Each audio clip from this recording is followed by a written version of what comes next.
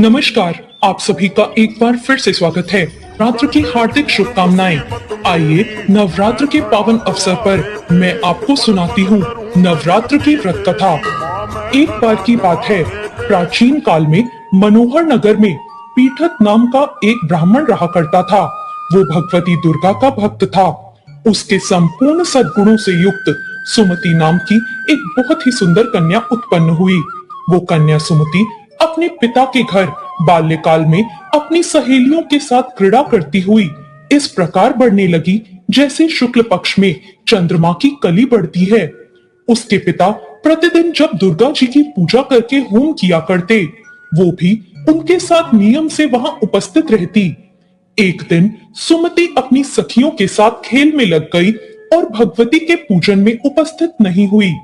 उसके पिता को पुत्री की ऐसी असावधानी देखकर क्रोध आया और उसने अपनी पुत्री से कहा, अरे दुष्ट पुत्री, आज तूने भगवती का पूजन नहीं किया। इस कारण मैं किसी कुष्ठ रोगी या दरिद्र मनुष्य के साथ तेरा विवाह करूंगा। पिता का ऐसा वचन सुनकर सुमति को बहुत दुख हुआ और पिता से उसने कहा, हे पिता, मैं आपकी कन्या हूँ। मैं सब तरह से आपके अधीन हूँ।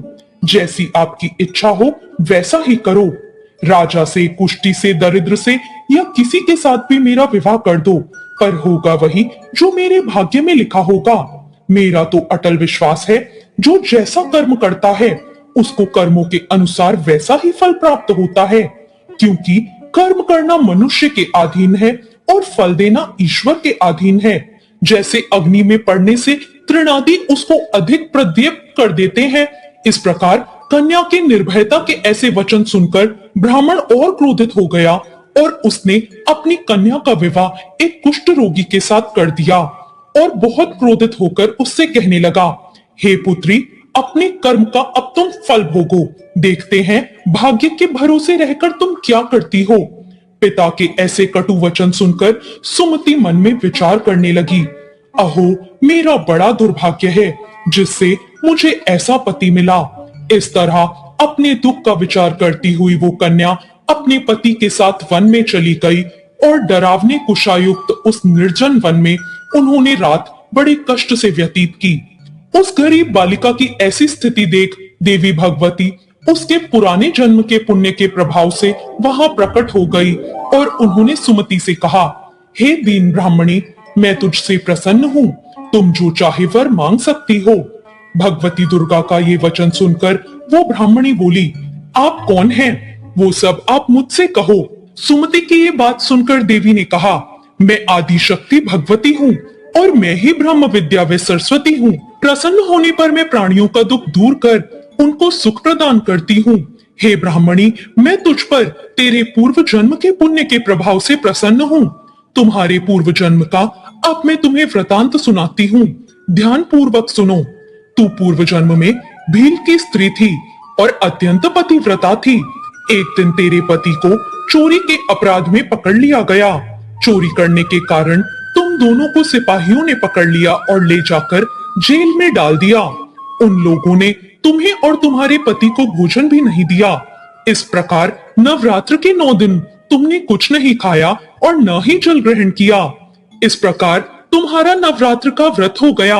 हे ब्राह्मणी, उन दिनों में जो व्रत हुआ, उस व्रत के प्रभाव से प्रसन्न होकर मैं तुझे मनवांछित वर देती हूँ। जो तेरी इच्छा हो मांग ले। इस प्रकार देवी दुर्गा के वचन सुनकर वो ब्राह्मणी बोली, अगर आप मुझ पर प्रसन्न हैं तो हे दुर्गे, मैं आपको प्रणाम करती हूँ। कृपा करके मेरे पति का कोढ़ दूर कर दो। देवी ने कहा, उन दिनों तुमने जो व्रत किया, उस व्रत का एक दिन का पुण्य पति का कोढ़ दूर करने के लिए अर्पण कर दो।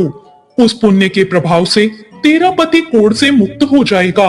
इस प्रकार देवी के वचन सुनकर ब्राह्मणी बहुत प्रसन्न हुई और पति को निरोग करने की इच्छा से जब उसने ठीक है ऐसा कहा, तब उसके पति का शरीर भगवती दुर्गा की कृपा से कुष्ठ रहित हो गया और वो अति कांतिवान हो गया। वह ब्राह्मणी पति की मनोहर देह को देखकर देवी की स्तुति करने लगी। वो बोली, हे दुर्गे, आप दुर्गति को दूर करने वाली हैं, तीनों लोगों का संताप हरने वाली हैं, समस्त दुखों का नाश करने वाली हैं, रोगी को निरोग करने वाली हैं और प्रसन्न होने पर मनोवांछित फल देने वाली हैं और दुष्टों का भी नाश करने वाली अब जगत की माता हो। हे अम्बे, मुझ निरपराध अबला को मेरे पिता ने कुष्ठी मनुष्य के साथ ब्याह दिया और घर से निकाल दिया। पिता से तिरस्कृत निर्जन वन में मैं विचर रही हूँ। आपने मेरा इस विपदा से उद्धार किया है। हे देवी, आपको मैं प्रणाम करती हूँ। आप मेरी रक्षा करो। सुमति की ऐसी स्तुति सुनकर देवी बहुत प्रसन्न हुई और उससे कहा, हे ब्राह्मणी, तेरे उदालय नामक बहुत ही बुद्धिमान, धनवान, कीर्तिवान और जितेंद्रिय पुत्र शीघ्र ही उत्पन्न होगा। ऐसा वर मैं तुझे प्रदान करती हूँ। फिर देवी ने उस ब्राह्मणी से कहा, अब तेरी और भी इच्छा हो तो वो भी मांग ले। भगवती दुर्गा का ऐसा वचन सुनकर सुमति ने कहा, हे भगवती दुर्गे, अगर आप मुझ पर प्रसन्न हैं, तो मुझे नवरात्र व्रत की विधि और महात्म बताइए और उसके फल का विस्तार से वर्णन करिए। देवी ने कहा, मैं तुम्हें संपूर्ण पापों को दूर करने वाले नवरात्र व्रत की विधि बताती हूँ, जिसको सुनने से मोक्ष की प्राप्ति होती है। अश्विन मास के शुक्ल पक्ष की प्रतिपदा से लेकर 9 दिनों तक विधि पूर्वक व्रत करो। यदि दिन भर व्रत न कर सको तो एक समय भोजन करो। विद्वान ब्राह्मणों से पूछकर घट स्थापना करो और वाटिका बनाकर उसको प्रतिदिन जल से सींचो। महाकाली, महालक्ष्मी और महासरस्वती देवी की मूर्तियां स्थापित कर उनकी नित्य विधि सहित पूजा करो और पुष्पों से विधि पूर्वक अर्घ दो। बिजौरा के फल से अर्घ देने से रूप की प्राप्ति होती है।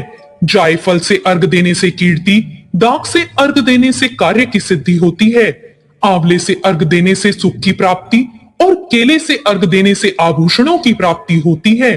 इस प्रकार से पुष्पों और फलों से अर्घ देने से व्रत समाप्त होने पर 9वें दिन यथाविधि हवन करो। खांड, घी, गेहूं, शहद, जौ, तिल, बेल, नारियल, दाख और कदम्ब आदि से हवन करो। गेहूं से होम करने से लक्ष्मी जी की प्राप्ति होती है। खीर एवं चंपा के पुष्पों से धन की और बेल पत्तों से तेज और सुख की प्राप्ति होती है। आंवले से कीर्ति और केले से पुत्र की प्राप्ति होती है।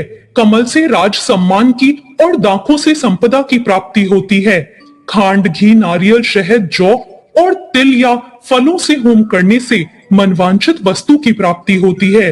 व्रत करने वाला मनुष्य इस विधि विधान से होम करके आचार्य को अत्यंत नम्रता के साथ प्रणाम करे और यज्ञ की सिद्धि के लिए उसे दक्षिणा दे। इस प्रकार बताई हुई विधि के अनुसार जो व्यक्ति व्रत करता है उसके सब मनोरथ सिद्ध हो जाते हैं। इसमें कोई भी संदेह नहीं है। इन 9 दिनों में जो कुछ दान दिया जाता है उसका करोड़ों गुना फल मिलता है। इस नवरात्र व्रत करने से अश्वमेध यज्ञ का फल मिलता है। हे ब्राह्मणी, इस संपूर्ण कामनाओं को पूर्ण करने वाले उत्तम व्रत को तीर्थ, मंदिर या घर में विधि अनुसार करो। इस प्रकार ब्राह्मणी को व्रत की विधि बताकर, फल बताकर देवी अंतर्ध्यान हो गई। जो भी इस व्रत को भक्ति पूर्वक करता है वो इस लोक में सुख प्राप्त करके अंत में दुर्लभ मोक्ष को प्राप्त होता है। ये इस दुर्लभ व्रत का महात्म है जो मैंने आपको सुनाया है। बोलो देवी भगवती की जय। आप सभी पर देवी भगवती की कृपा बनी रहे। तो ये थी नवरात्र की व्रत कथा। आपको ये कथा कैसी लगी कमेंट करके जरूर बताएं। कथा अच्छी लगी हो तो वीडियो को लाइक जरूर करें और अभी तक आपने मेरे चैनल को सब्सक्राइब नहीं किया है तो चैनल को सब्सक्राइब जरूर करें। धन्यवाद।